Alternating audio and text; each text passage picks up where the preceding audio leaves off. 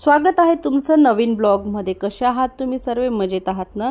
तर आज आपण बनवणार आहोत मेथीचे लाडू आणि ते कसे बनवायचे बघूया। हे बघा, इथे मी मेथी घेतली आहे।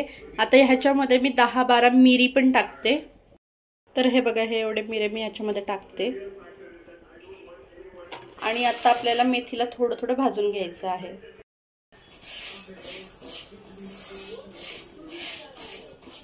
तर इथं मेथी छान अशी लालसर भाजून झालेली आहे। आता याला आपण काढून घेऊया एका भांड्यामध्ये।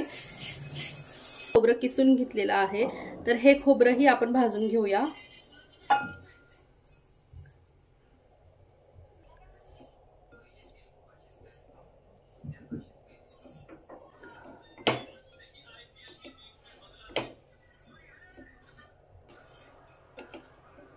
खोबरं छान भाजून झालेलं आहे। आता आपण हे काढून घेऊया।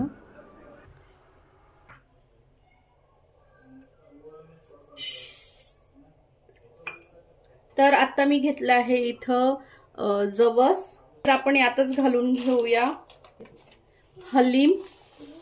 यातच मी हलीम घालून घेते, खसखस, आणि यात मी घालून घेणार आहे थोडासा ओवा। आता हे छान असं भाजून घ्यायचंय। तर इथं बघा, आपलं हे भाजून झालेलं आहे। छान तळतळायचा आवाज यायला लागला, याचा अर्थ हे छान भाजून झालेले आहेत। तर इथं आपलं साजूक तूप गरम झालेलं आहे। आता मी यात घालून घेणार आहे वाटीवर बदाम।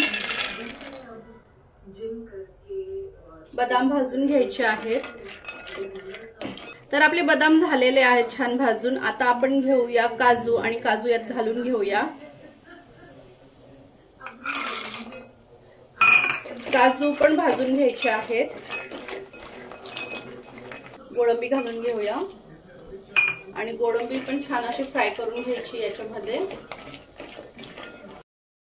आता आपण यात घालून घेऊया अक्रोड। आता आपण यात घालून घेऊया मगजच्या बिया।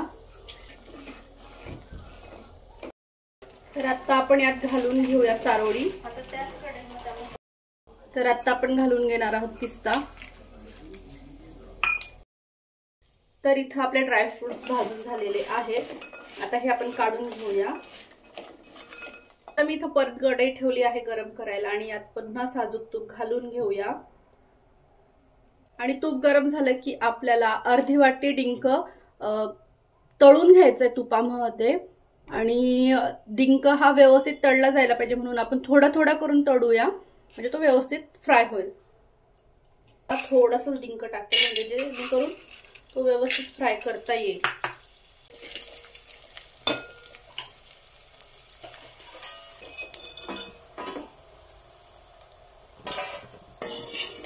हे बघा, पूर्ण डिंक आपला तळून झालेला आहे।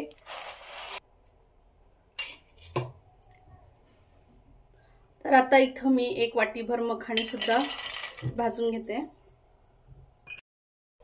तर इथं आपले मखाणे रेडी झालेले आहेत भाजून। आता आपण हे मखाणे काढून घेऊया। आता आपण इथं साजूक तूप घालून घेतलेलं आहे। साजूक तूप गरम झालं आहे। आता आपण यात घालून घेणार आहोत खारी, जे कुटून घेतली आहे आपण, त्याची जी पावडर बनवून घेतलेली आहे ती।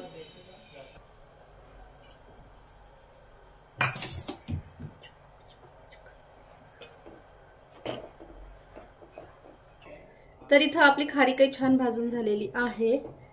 तर आता खारीकही आपण काढून घेऊया।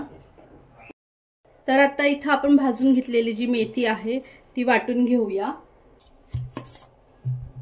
तर इथं आपली मेथी दळून झालेली आहे। तर आता आपण हिला गाळून घेऊया, म्हणजे याच्यामध्ये जर जाड कण राहिले असतील, अख्खी एखादी मेथीचा दाना राहिला असेल, तर ते गाळण्यामध्ये निघून जाईल, म्हणून आपण आता याला गाळून घेऊया। तर बघा, गाळून झाल्यानंतर मेथीचा हा असा कोंडा राहिलेला आहे। ऍक्च्युली हे मेथी जी बारीक दळली गेली नाहीये ती आहे। तर हे वेस्ट जात नाही, हे तुम्ही एका डब्यात भरून ठेवा, आणि जेव्हा पण तुम्ही सांबर वगैरे बनवतात त्यावेळेला याला यूज करू शकतात। तर आता इथं सर्व ड्रायफ्रुट्स मी बारीक करून घेणार आहे, आणि ड्रायफ्रुट्स आपल्याला खूप बारीक नाही करायचे, थोडे जाडसरच ठेवायचे आहेत। आता हे अळीव, जवस, ओवा वगैरे जे आहे तेही आपण बारीक करून घेऊया। तर हे बघा इथं बारीक करून झालेलं आहे. आता मखाने सुद्धा आपण बारीक करून घेऊया. तर इथं मी साजूक तूप टाकून घेतलंय, थोडं जास्त क्वांटिटी टाकलंय, कारण आता मला बेसन पीठ आणि गव्हाचं पीठ दोघं पण भाजून घ्यायचे आहेत. तर हे दोघं भाजण्यासाठी मी तूप घेतलंय आणि ह्याला तूप जरा जास्त लागतं भाजण्यासाठी. तर आता इथं मी घेतलेलं आहे बेसन आपण चांगलं भाजून घेऊया. तर इथं बेसन छान भाजलं गेलेलं आहे. आता इथं मी घेतलं आहे गव्हाचं पीठही आपण यात घालून घेऊया. गव्हाचं पीठ भाजून झालेलं आहे, तुम्ही बघू शकताय छान असा लालसर रंग आलाय. तर आपण पुन्हा साजूक तूप टाकून घेऊया.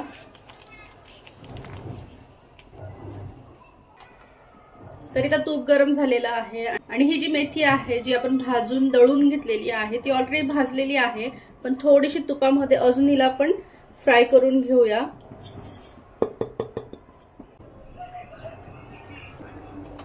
तर हे बघा इथं आपलं पीठ छान असं भाजून झालं तुपामध्ये. आता आपण हे काढून घेऊया. तर इथं गूळ फोडून घेतलाय आणि त्याच्यामध्ये अर्धा ग्लास पाणी टाकून घेतलेलं आहे आणि आता याला छान मेल्ट होऊ द्यायचं आहे. खूप जास्त नाही, फक्त मेल्ट होईल एवढंच गरम करायचंय याला. तर आता आपण सोबत सोबत तूपही घालून घेऊया. आता हे तूप आणि गूळ व्यवस्थित मिक्स होईल आणि गूळ चांगला मेल्ट होईल एवढंच आपल्याला गरम करायचंय. जर तुम्हाला असं वाटत असेल की लाडूंच्या हिशोबाने तूप कमी वाटते तर तुम्ही अजून थोडंसं तूप घालून घेऊ शकता आहात. तर बस आपल्याला फक्त तूप आणि गूळ एकत्र व्हावा एवढंच आपल्याला गरम करायचं होतं. तर इथं झालंय गूळ तूप मिक्स व्यवस्थित. आता याला थोडंसं गार होऊ देऊया आणि मग लाडू वळायला घेऊया. आता हा जो डिंक आहे तो आपल्याला फोडून घ्यायचा आहे. तर आता मी मोठी टोपली घेतली आहे आणि ह्याच्यामध्ये सर्वात पहिले ही जी आपण मेथी दळून घेतली आणि नंतर भाजून घेतली ती घेऊया. त्यानंतर घेऊया आपण गव्हाचं आणि बेसन पीठ जे भाजून घेतलंय. त्यानंतर आपण घेऊया खारीक जी आपण भाजून घेतली आहे. तर आता आपण इथं तिघही प्रकारचे पीठ घेतलेले आहेत. आता आपण यामध्ये ऍड करून घेऊया ड्रायफ्रुट्स. नंतर खोबरं जे आपण किसून घेतले आणि भाजून घेतलेलं आहे. तर हे खोबरं असंच न टाकता थोडंसं चुरून घेते. मखाने जे आपण भाजून घेतले आणि वाटून घेतलेत. डिंक जो आपण भाजून घेतला आणि चुरून घेतलेला आहे. हलीम, जवस, ओवा, खसखस, चारोळी यांचं सगळ्यांची ही पूड आहे. त्यानंतर आता आपण याच्यामध्ये टाकून घेऊया जायफळ आणि दालचिनी पावडर. खूप जास्त नाही, थोडीशीच टाकूया. आता हे सर्व व्यवस्थित मिक्स करायचंय.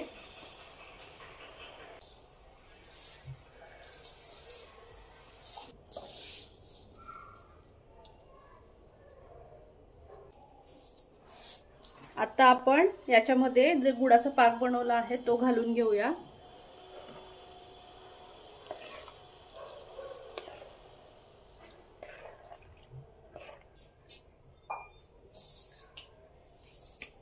तर हे थोडं कोमट आहे, तर थोडा चमचा वापरून हातात चमचा घेऊन पण तुम्ही जर कराल तर बरं राहील.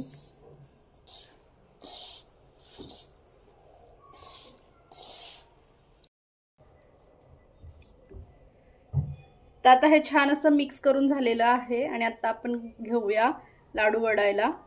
तर मी छोटे छोटे लाडू बनवणार आहे, म्हणजे एका टायमाला एक लाडू खाता येतो, नाही तर मग तो अर्धा अर्धा करून खातात.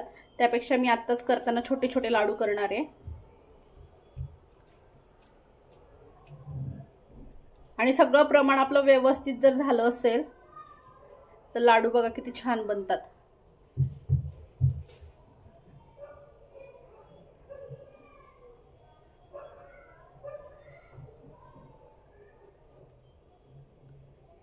हे बघा,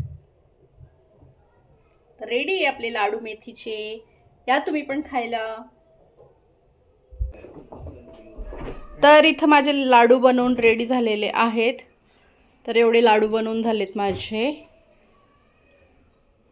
तर हा होता आजचा व्हिडिओ. आवडला असेल तर लाईक करा. भेटूया पुढच्या व्हिडिओमध्ये. Bye bye.